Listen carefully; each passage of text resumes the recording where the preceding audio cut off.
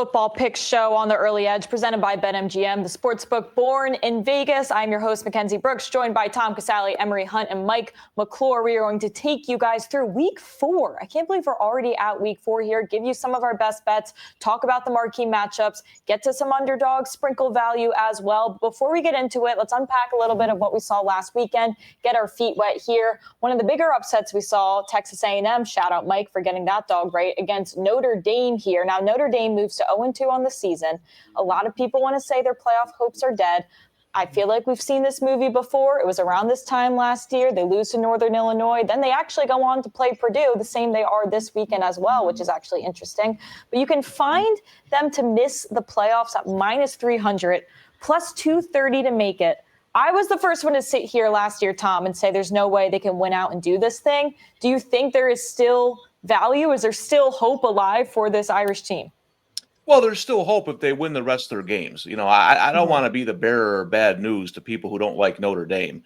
But if they win the rest of their games and their 2 losses are by 4 points to A&M and Miami, they're in. It's just the way it is. I always look at teams like Notre Dame or like North Carolina in basketball. Does the committee have an out, right?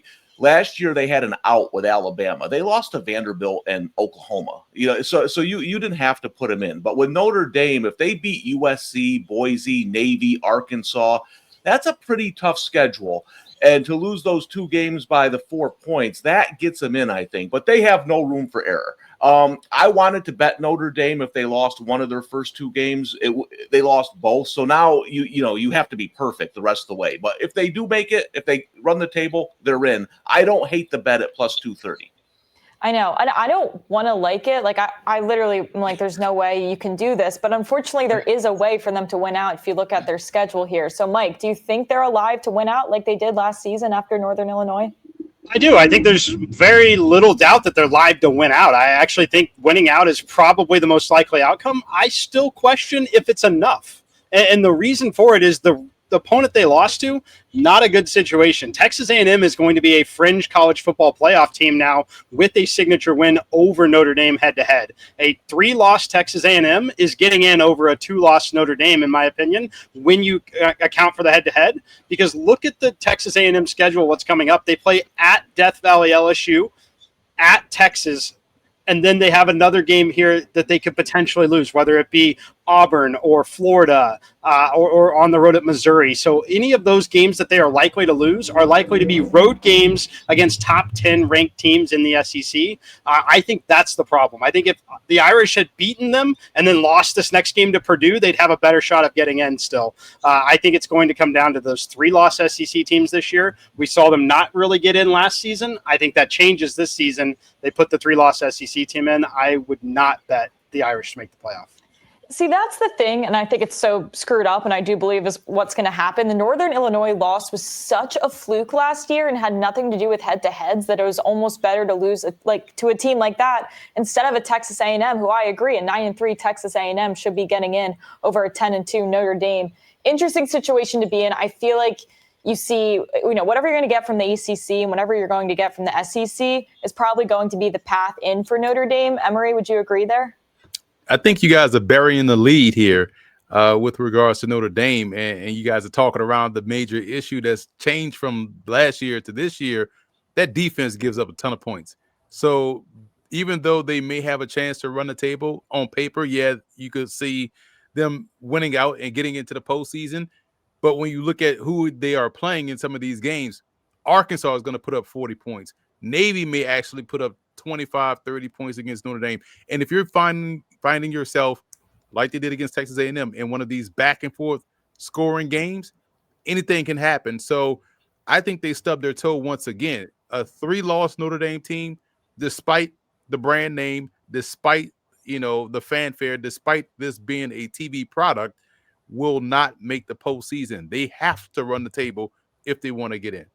All right. So Emory's probably leaning away from that plus 230 there, which is fair. I mean, I will say from betting angle, this is a team, if they do win out, I think they have to do it in style as well. Notre Dame team total overs might just be my consistent bet week after week after week as they prove that they can beat up on this lesser competition. I don't know if it's going to be enough, but they're going to go out swinging and fighting, trying. So that's a good look for the rest of the season. Let's move on to the SEC. We've talked about a little bit. Alabama right now, an interesting situation, plus 140 to make the college football playoff. Now, obviously stumbling early against Florida State here. But again, in my opinion, so many matchups on this schedule that could probably help them. Mike, do you think it's enough? So there are matchups that can help them. They've got to have some success in them. They do have a difficult schedule here. You play Georgia. I'm interested to see the Vandy game. I think Vandy is finally a legit top 20 team. And then you talk about road against Missouri. They play Tennessee. Like, all of these games are in a row. Look, they've got the opportunity. They can lose a few more games. I think that they're a good value right now because I think that they are going to give Georgia all they can handle in this next game. And if that is the case, we'll know after this Georgia game. If they get blown out against Georgia, it's good night, right? If they're competitive against Georgia, one-score game, either way, I'd still be looking to back them. We'll learn a lot about Alabama coming up against Georgia. Are you feeling the same way here, Tom? Yeah, listen, I came into the season and I thought Alabama was the toughest team to gauge. I'm still there. Like, they look good against Wisconsin. I don't think Wisconsin's any good. Here's my issue. I came into the year worried about Georgia's defense. I'm still worried about Georgia's defense. Carson Beck takes a lot of criticism, but that run defense and their defense overall hasn't been the same the last 2 years. And I said to my son on the first drive, I said, these guys are huffing and puffing already. Like, what are they doing in the offseason? So I worry. I think Alabama might get them. So that's kind of where I am right now. I'm with Mike. The schedule is difficult. It's that Georgia game. Do you think Alabama's going to win that game? If so, bet them now. If you don't, it doesn't matter because they're done. Yeah, I'm looking at their schedule right now. Headed to Athens, host Vanderbilt, go to Missouri, which honestly I wouldn't sleep on that, especially going to Missouri. Host Tennessee, go to South Carolina again. Like this, host LSU, host Oklahoma. Nothing about the schedule is a cakewalk. So, it's a tough situation. This is, in my opinion, a 9-3 team that could make the playoff here. Emory, what do you think? Yeah, I mean, when you think about the way they got, I would say that Florida State loss was a shot to the chest.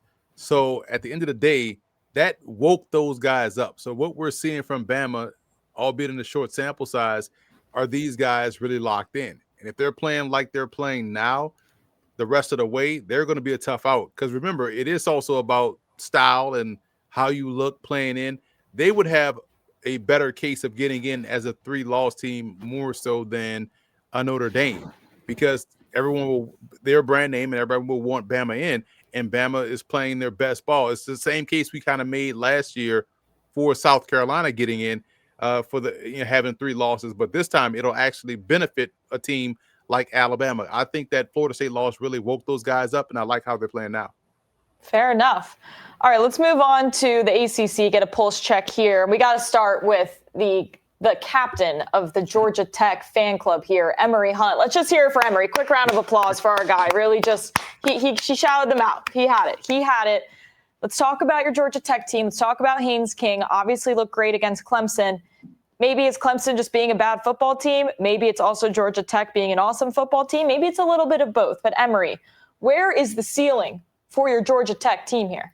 I think top 10. And when you look at how the schedule sets up for Georgia Tech this year, again, avoiding Florida State, SMU, Miami, this was the game I had circled on the calendar for Georgia Tech. They had to get past Clemson, and they got past Clemson. So now when they get to the ACC title game, they may have to face Miami. And so we've seen over the last 2 seasons how Georgia Tech plays in these high leverage games. You can win football in a multitude of ways. That's why I threw that tweet out there about the quarterback position. Haynes King is playing really good, and he's playing great for Georgia Tech. That in and of itself is important for that particular team. And I think because they're playing great ball, they're playing, they have the vibes. This is a team that could be in the top 10 because I don't see another loss on the schedule. They could also go out there and beat Georgia like they should have beat them last year. Oh, dude, too soon, Emory. I'm still having flashbacks from that. But yeah, I want to run through that schedule real quick, Tom. They have Temple, they go to Wake Forest, they host Virginia Tech, can always be sneaky. Duke doesn't look like a great team right now. They host Syracuse, they go to NC State, they go to Boston College, they host Pitt, and then, of course, at the end of the year, they have the Georgia Bulldogs in Atlanta. Nothing's that intimidating to me, Tom. I mean, what do you think of this team? Yeah, no, and a shout out to Emory. He's been calling this since early August, and he said it. He said Cade Klubnik. I thought maybe Klubnik would take the next step. He hasn't, and that was a large part of his analysis, which was right on the money.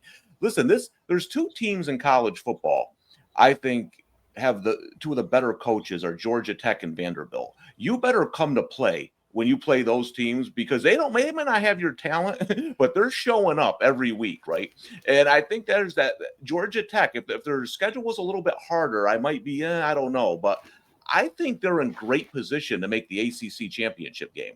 And then you don't know what's going to happen. You don't know, hey, if it's Miami, does Carson Beck injured? I mean, we saw that in the playoffs last year.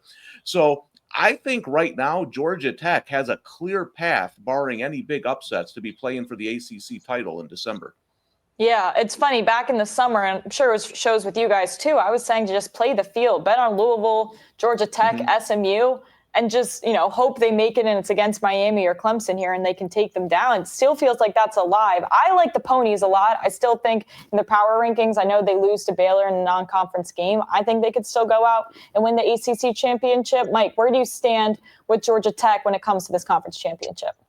No real notes to add from what everyone's saying here. I think that what's going to happen with Georgia Tech is as long as they keep winning football games, they're going to rise in the ranking every week as you see the SEC start to cannibalize itself and having these good teams, ranked teams playing each other, taking an L in the loss column. I think they'll land around 10 to 12 is probably where I think they're ultimately going to hover and stay. I think the more interesting question is, what if they run the table, lose a tight game to Georgia, lose the ACC title game? If they do that, where they're a two-loss team, where they lose to Georgia and they lose to the ACC, are we putting another ACC team in? I think the answer is probably yes. And that further hurts a team like Notre Dame, who we've just talked about. I was just going to say that's the last thing Notre Dame wants to see happen. I mean, but I will say, if you're Notre Dame, you want Texas A&M and Miami to both look so good throughout the rest of the season so it can justify these losses a little more. I do think things are going to get really, really messy once we get towards the end of this regular season here. Let's talk about things that are already messy. UCLA football and Virginia Tech football, both coaches are fired, both open spots. Both just a mess right now. Tom, if you are a head coach candidate and you have the choice of going to LA or going to Virginia, where do you want to be? I would go to UCLA. It's just easier to recruit there. I remember a few years ago, a college head coach told me 4 of the toughest places to coach are Syracuse, West Virginia, Kansas State, Washington State, and Virginia Tech. I mean, 5 places. Those are 4 of them are because of location. It's hard to get recruits there. Virginia Tech is in a rich area for talent, but it's a military school. They said it's just kind of hard to recruit your top athletes to Virginia Tech. Sometimes you get them like a Mike Vick, but I just think it's a really tough job. If you get the right guy at UCLA, there's no reason they shouldn't win. I mean, we know they have no money. I just don't know if they're spending it correctly. And that's important, too, in today's college football. It's great to spend money. You got to spend it the right way. And I think UCLA just needs kind of a reboot. So I think it's easily the Bruins is the better job. Yeah. I mean, what did they spend? $4 million, was it, on Nico Emery? Something absurd here. I will say I did tour Virginia Tech when I was looking at colleges, and you're right. Relative to where I ended up in Georgia and many other SEC schools, it's a little underwhelming. Maybe not as fun and flashy. Emory, would you be wanting to go to UCLA as well?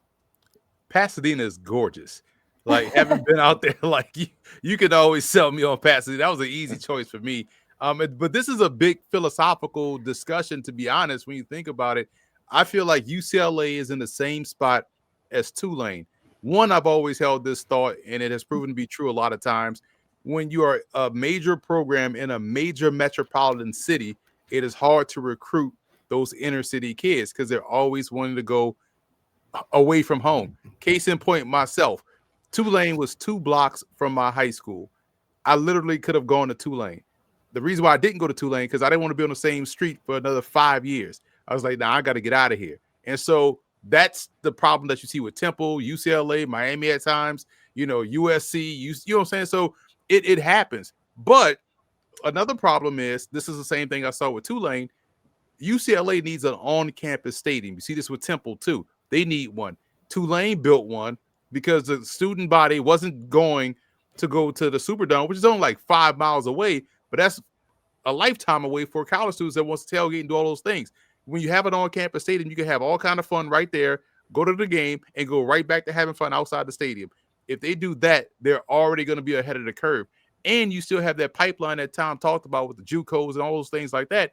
That makes it easier to recruit at UCLA, but they got to fix the on-campus stadium. They got to get one, and they also have to do a better job of making the experience around UCLA what it needs to be. Because again, they got cool colors, they got good vibes. Pasadena is gorgeous. I love going out there when they had the NFLPA All-Star game, but now they don't. So it's tough.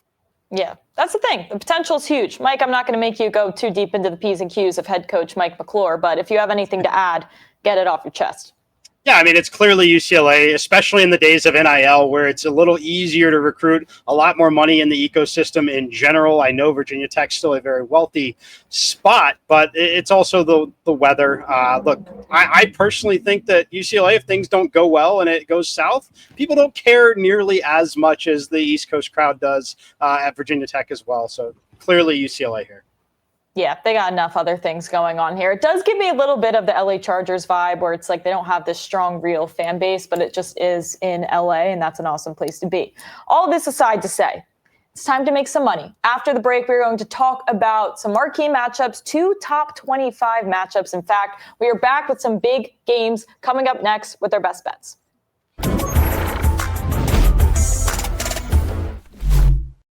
Back to the Early Edge College Football Pick Show presented by BetMGM, the sports book born in Vegas. It's time for us to really get into the weeds here, okay? We're going to start talking some of our best bets. Let's start with number 17, Texas Tech, headed to the Utah Utes, which is probably my favorite mascot, even though I don't exactly know what it is.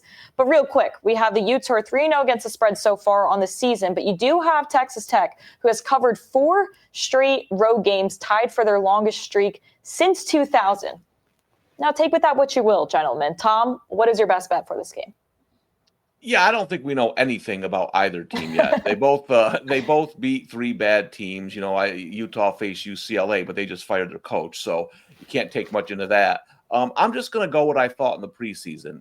I picked Utah to win the Big 12. Obviously, this is one of the games that they have to win at home, and that's really the edge I give them at home. I know the market's high on Texas Tech, so I wonder if we'll get down to a 3 for Utah. I would be patient. I don't think it's going to go up much, so I lean Utah, but it's dead even for me.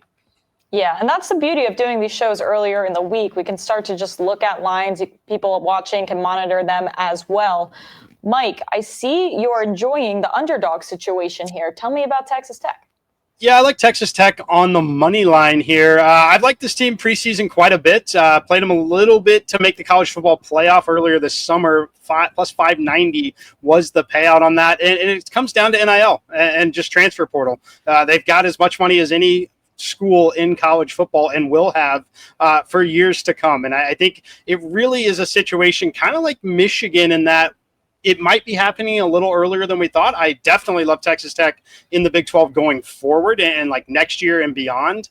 But this is a spot where I think it might be here early. They've had a good start to the season. Quarterback rating looks great for their quarterback. Again, very limited competition. But what I think here with Utah and why people like to back Utah in home games, you get the altitude impact, particularly early in the season when you're still dealing with heat as well. It can definitely be a thing, but I like Texas Tech. I think they're early here.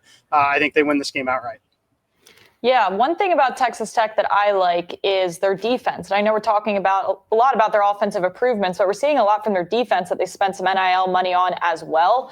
I actually like the under in this game right now at 57.5, maybe shop around for a 58 if you can find it. I think they both obviously have just played weak competition up until this point, and I guess Wyoming is a tough place to play. I feel like for the Utes, though, their game plan will to be slow this game down because the last thing you want to do is get in a shootout with an air raid team like like Texas Tech here, and they've had some success in the past with teams like Baylor, teams like SMU slowing them down as well. So while I know that they've put up some points previously this season, I feel like there's a reason this total is set as low as it is considering the production they've put up. So I'm going to go with this under here. Emory, what are you thinking on this game? Man, that unregulated Texas NIL money is huge. You know what I'm saying? So that's the story here. Outside of them being very good on defense, to your point, Kens, when you think about getting a pass rusher, getting strong in the trenches, that's going to help them play teams and compete with teams like Utah. So I'm taking Texas Tech plus the points here. I would also sprinkle some on the money line. This is the game where they announce themselves to the rest of the country that they're for real. This will be also the game where Utah will ask Devin Dampier to make more plays above the X's and O's in the passing game, more so than he had to do so far this season. Yeah, no, fair enough. All right, so it's really just Tom. It seems more like a principal play here. You'd like to take the 3 if you can get it. So wait on that if you are on the Ute side here. Let's move on to the Jackson-Arnold potential revenge game here. Auburn at Oklahoma is where we're headed next. Also a ranked matchup here, number 22 Auburn versus number 11 Oklahoma. Shout out John Mateer in the Heisman race. Over under set at 49.5. Mike, I see you're going back to your ways with the first half, and I actually might be agreeing with you, but I want you to go first. Yeah, first half under, while it's still at the number of 24.5. This is one that I think is almost certainly going to drop to 23.5 before kickoff. 24.5 minus 120 and minus 125 is currently available in the market. It's just the number here, 24 and 23, both key, but 24 even more key when you talk about teams that certainly have some familiarity with one another, but it's just a step up in class in terms of defensive ability and just the speed of the athlete on the field early.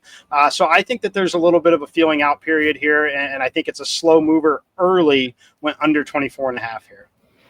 I'm going to isolate the first half too. I'm actually going to go with Oklahoma minus the 3.5 in the first half because we all know that Jackson Arnold just doesn't play well at that school. Even when he is the home quarterback, it doesn't seem to go well for him here. I think there will be some growing pains going back there as well. Not an easy environment to play in by any means here. And for what it's worth, obviously Jackson Arnold hasn't been there for most of this, but Auburn was 1-11 straight up, 3-8 against the spread in road games versus ranked teams since 2020. So not exactly an Auburn get up spot historically. But again, I just think this could be a situation, A, you take the first half, and B, if you see them up by like a touchdown, I honestly think Auburn could just be looking ahead to their next game, Texas A&M on the road, if they see this get out of their hands. Oklahoma's going into a bye week. I would also live bet that spread for the second half, Oklahoma, if it's anywhere around the touchdown, because I think at some point Auburn will just tap out here. As far as some other picks from our other people in this crew, Tom, I'm going to go to you here because you're kind of agreeing with Mike, but you're going to take that full game. Yeah, I think Oklahoma is going to be a good under team this year. You know, I like the under against Michigan. I'm going to like the under against Texas. I think they're going to cause all kinds of problems for Arch Manning, and I think that's going to be a low-scoring game. And I'm going to go under here. You know, one of the reasons I liked Auburn to be improved this year, outside of the improved quarterback play, was their defense ranked 23rd last year, and at some points they couldn't get a first down. So that was pretty impressive in the SEC. They returned a lot of key players. They added a few guys. So I think this is going to be another tough, low-scoring battle. We saw in the Michigan game Mateer make a couple of plays that were the difference. I think we probably see that here too, but I go under 49.5. All right, yeah, I'm in on these unders as well, and I'm also in on Michigan unders at this point too, but we'll get to that later. Emory, tell me why this could be the Jackson-Arnold revenge game. It's fascinating because, firstly, I was loud and wrong about Auburn all throughout the offseason, right? As right as I was about Georgia Tech, I was wrong as rain about Auburn. They came out there and beat the stuff out of Baylor. And so looking at how they've played since that opening game, been very impressed with Jackson Arnold and Auburn. Now, secondly, this is fascinating. College football, high school football, and college football are the only two versions of football where emotion still matters. Pros, everybody's paid and everybody's good, so nobody really cares, right? But college football, high school football, you can still use emotion as a positive motivator. And I also feel like that is going to be what we'll see in this ball game from Jackson Arnold. No place he wants to play his best game of the entire season at than in Norman, Oklahoma. For that reason alone, along with how well they're playing, I'm going to take them plus the points here to keep this one close. All right. I like that we're all over the place here. We got a lot of unders. Listen, I'm going first half. There's a way we technically all win here. Let's move on to another matchup after the break. We have two more with top 25 teams here. We have our best bets continuing to come from the crew. Marquee matchups coming up next after the break.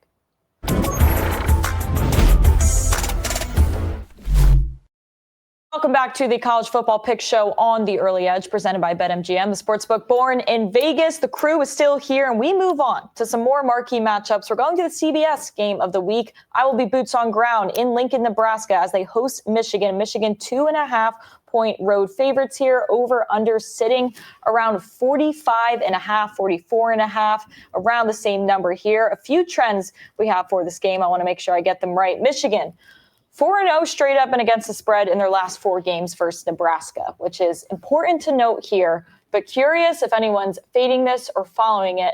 Emory, I'll start with you. I'm going under.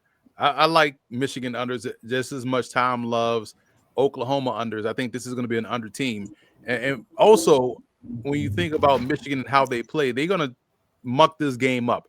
They're going to slowly, bring down the pace, drag you in the mud with them. Nebraska also loves to play that way as well. It helps protect both of their young quarterbacks. So I can see this one being a 24-10 game, a 20-13 type ball game, but definitely under 45.5. All right, that's fair enough. Listen, I'm not out on the under, but I do think I'm going to go to this Michigan side here. I'm not afraid to lay the 2.5. This line kind of implies that Dylan Raiola's interception problems are gone. He's played some pretty weak competition up until this point. So I'm still thinking back to last year when he had his stretch of 4 Big Ten games when he literally had 0 passing touchdowns and 5 interceptions. So I think there's this over-dramatized version that he's cleaned it up. I'm willing to pay to find out if he actually has here. I also like that Michigan already played on the road at Oklahoma, so maybe we won't get such a stunned Bryce Underwood in this situation here. But again, I've kind of been fading this Nebraska team going back, I think maybe 2 seasons at this point, based off Raiola and his turnover issues. Mike, do you agree with me, or are you going the other way? No, I completely agree with you here, Ken. I like Michigan. I think they're still a team that has a shot to make the college football playoff, believe it or not. Mm-hmm. I know they lost that game to Oklahoma, and it was really just a really slow start for them in the first 2 quarters. I think if they got to redo that game, I think it would be very, very tight and competitive. And I look at Nebraska here. I don't trust Raiola at all. I want to trust coaching staff. I really do. I may be out on them as well. Yes, they put up 68 against Akron and 59 against Houston Christian. I don't care at all at that point. I saw enough against Cincinnati in that neutral site game, quote-unquote neutral site, more of a home game in Kansas City for Nebraska. I think Michigan wins this one here, potentially by double digits, pulls away late. Love what you mentioned about Bryce Underwood and the fact that he got his first road environment out of the way at Oklahoma, which I think is a more challenging environment than this Nebraska environment personally. So yeah, give me Michigan here. Yeah, I'm interested. If anyone in the comments or is listening, podcast listeners, please tell me on Twitter as well. Never been to Lincoln, Nebraska. I genuinely have zero idea what to expect. I assume it's going to be an awesome environment considering that's really all they have out there. But very, very curious to see if this is a tough environment to play in. Tom, it seems like you agree it might not be that tough. Oh, yeah, I agree with what everybody said. Lower scoring game. Bryce Underwood going to Oklahoma, I think, was a really tough first start. That helps him here. One thing to keep an eye on. Against Oklahoma, he didn't run. He only ran 5 times in his first 2 games. In his high school career, he only averaged 2 carries per game. He hasn't been a runner. Last week, they unleashed Underwood. He ran it 9 times for over 100 yards. I think they factor that in now in his second road start. They didn't run him in his first one. I think they run him more here. Tight game, but I agree with everybody. I think the quarterback is the difference, and Michigan wins the game. And I'll just say this. I'd rather take a quarterback that's being compared to Cam Newton and his build than a guy who tries to look like Patrick Mahomes and dress up like him. It's just not the same vibe, not the same fit. I'm in on Michigan and Bryce Underwood right now. We move on to a top 25 matchup. Number 9, Illinois at number 19, Indiana. Indiana laying the 3.5, 4.5 at home, over under set at 52.5. Now, historically, as in the past 5 games, Indiana is 4-1 straight up, 4-0-1 against the spread. I don't know if I want to buy into that. Tom, what are you thinking? Yeah, well, I know you hate Illinois, so I Yeah, know I that. do. I know where this is going. No, but I placed a bet on them to make the college football playoff. When I did, there was two games I looked at: Duke and Indiana. Those were the games they really had to get by because I have them losing to Ohio State. Obviously, they win that, it's gravy. But this is the one, right? Like I think it's going to be a close, competitive game. I don't know if they win, but 4.5 in this game, I think is worth taking. I see this being tied with 3 minutes to go in the fourth. And one play here or there, a turnover maybe decides the game. So I'll take the Illini plus the 4.5. All right, that's fair. It seems like we have a lot of agreement here. Mike, you're in on this too? Yeah, a lot of agreement. Look, I think it's a tight, competitive game. I think it's a field goal one way or the other. The fact that you're catching 4.5, I think it's a clear play. I'd be stunned if we didn't close this at 3.5 at the most. I like Altmaier, like the coaching staff. I think Illinois is still a little underrated in the market.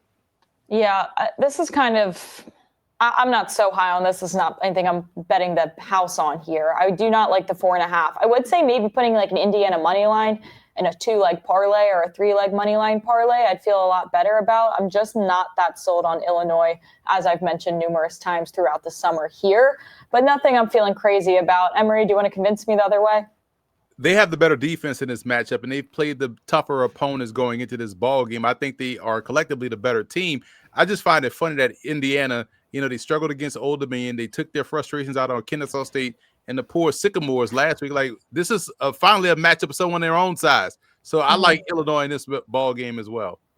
I will say this is pretty crazy playoff implications here. Like if any of them lose, I think this head-to-head would be relevant. So I think those shoot down to 5 to 4%, whoever is the loser here. If you want to get crazy, honestly, you might just rather sprinkle on the yes playoff for either of these teams to make it, whichever team you think it is, instead of betting on the money line, because this is definitely going to be a crucial game for either of them too. And we're seeing that fourth Big Ten spot really could be anyone's game up until this point, but I digress. That's a conversation for a different time.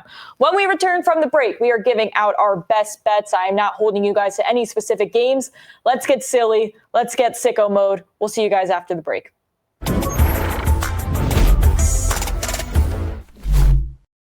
Back to the Early Edge College Football Pick Show. We are now going to move into our best bets. And as we always do, let's do a quick little recap, okay? Because we can't always look back. Sometimes we must look forward, but it is necessary to show some parity in this show, okay? So we go 0-6. Whatever, not a big deal. You know what? It's really hard to do as bad as we did last week. So this is when you buy in. And I will also say, all of these guys are putting out pick after pick after pick on the SportsLine website where you can be a SportsLine member. And there are more than just 2 picks there. And I know all my guys here are crushing it on the website. So yes, take our advice on the show. Also always be looking at the SportsLine website for all of our best bets as well. Emory, I'm going to start with you. You have 2 favorites. One's a big one. One's a small one. Give them both to me. Say less. UNLV is playing really good ball. They're playing Miami of Ohio. They both are coming off bye week, so I'll just roll with the better team here. I'm going to lay the points with UNLV. I think they take care of business. And, man, I don't know what the heck happened to Washington State. They don't even look like a G5 team. They look like a Division III team. With no disrespect to Division III, shout out to the University of Chicago and all those teams out there that's playing really good Division III football. But Washington State looks awful. And this is a rivalry game, the Apple Cup. Lay the 20.5 points with Jonah Coleman and the Washington Huskies. They will beat the doors off the Cougars. Those are my 2 best bets for the week. Dude, I was on Washington State as my potential upset last week, and golly, could I have not been more wrong about them. They're on the ban list now. I had a tough run with the Underdogs last week. Tom, I see you're on TCU minus the 6.5. Give me both of your bets. But I will say I need to be sold on this because I'm a big Ponies girl and SMU girl. Yeah, SMU's been my team for years. I love the Ponies. I just think it's a bad spot for them. TCU is in a good revenge spot. They gave up 66 to SMU last year and got blown out on the road. And I've been high on this TCU team all summer. Josh Hoover, I think, is one of the better quarterbacks. And I'll tell you right now, I don't think Baylor's that good. I know, like, we'll see how good Auburn is on Saturday. I think Baylor, the SMU gave up over 600 yards of offense to them, over 90 plays. I think TCU's defense is superior to Baylor's, and I think that's what's going to decide the game. I still think SMU can make a run in the ACC, but I like TCU here minus the 6.5. All right. Did I sell you? You know what? I'm still going to go with SMU probably, but I do want to hear about the second pick because before the show started, I was trying to think to myself, who's Louisville playing? And then Mike seemed to remind me that they're 15.5-point favorites in the first half, so it probably doesn't even matter who it is. So tell me who they are playing and why you like this first half spread. Well, they're playing Bowling Green, which is a team I've been looking to fade early in the season, and I haven't had a chance yet. In games against Liberty, Cincinnati, who I don't think is any good either, and Lafayette, they're averaging just over 300 yards of total offense. I like the spot for Louisville because they had a bye week and they played sloppy against James Madison, who's a tough opponent, but they came out slow. So nobody's really we haven't seen much of Louisville yet. They've played two kind of nobodies. They played one game on Thursday, but I still think they're going to be a factor in the ACC. And coming off the bye, I think they beat Bowling Green badly. And you can also look for maybe a Bowling Green under 13.5 total points. I think they really struggle to score here. Something I love about Tom's picks, which I've noticed probably throughout the past year we've worked together, is he'll be like, I've been looking to fade this team at the right spot. Like, I picture Tom with this bulletin board of a few logos that he's like, I'm going to attack them at the right time. And he's like, this week, like, this is the time. And Bowling Green has found themselves on the Tom Casale fade list, and is a really, really scary place to be. So shout out Bowling Green. Hope it doesn't hurt that badly. Let's move on to Mike here, bringing us back to some marquee matchups, some of these top 25 games going to the big board here. Tell me about your two picks, Mike. Yeah, look, both of these I think are teams that are on the road playing in environments that I think the market overrates in terms of the home field advantage. So I like Michigan minus 2.5 against Nebraska here. Yes, Nebraska is a great environment when things are going well. I don't think things are going to go well against a Michigan defense for Dylan Raiola. I think Underwood is going to finally really be unleashed here. We saw a preview of it with the running game last week in a game that they admittedly were going to win very, very easily, but they responded nicely. They played well in the second half against Oklahoma, not worried about Underwood in this environment. So I like Michigan here. I thought the numbers should have been north of a field goal. I personally make it 4.5. I like alt-lining this all the way up to minus 6.5 if you're interested in that kind of thing. And then I'm going to go to Texas Tech plus 3.5 at Utah. Utah does have a decent home field advantage at times. There is a little altitude that's going to impact this. However, I think that Texas Tech is a team that's just hard to value this early in the season. First of all, they haven't played a ton of great competition. They've looked very good, though, in those particular situations.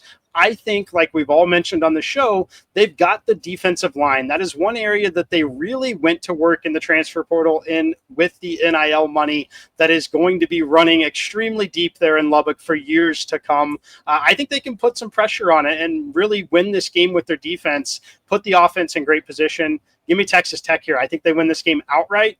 But if worst case scenario, I think it's a field goal loss. So plus 3.5 Texas Tech. Okay. Yeah, I agree with Michigan. The fact that we're getting them under a field goal, I feel like we want to act on that now. And again, the beauty of doing the show so early in the week, we should be able to get some value.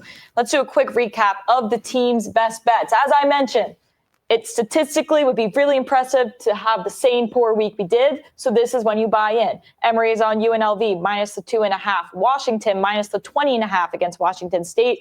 Tom is fading SMU and the Ponies TCU minus the 6.5 and going with Louisville with the first half minus 15.5 against Bowling Green. Mike is bringing us to the big board here. Michigan minus the 2.5 and Texas Tech plus the 3.5. Dare I say maybe a sprinkle on the underdog outright. Speaking of underdogs, we move to our final leg of the show. Dog of the week, a money line plus 150 or longer. And some of our guys have been crushing these. So stick around after the break for the underdog, please.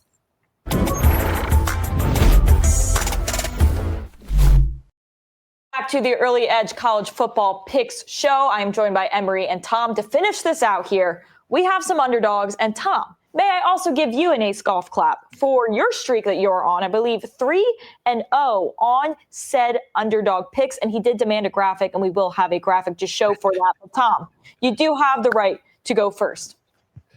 Yeah, I'm going to go with Illinois. The first 3 underdogs I took, LSU, Clemson, Mississippi State, Arizona State, and Vanderbilt, South Carolina. I just thought they were all games that could be tight in the fourth quarter and your team has a chance to win.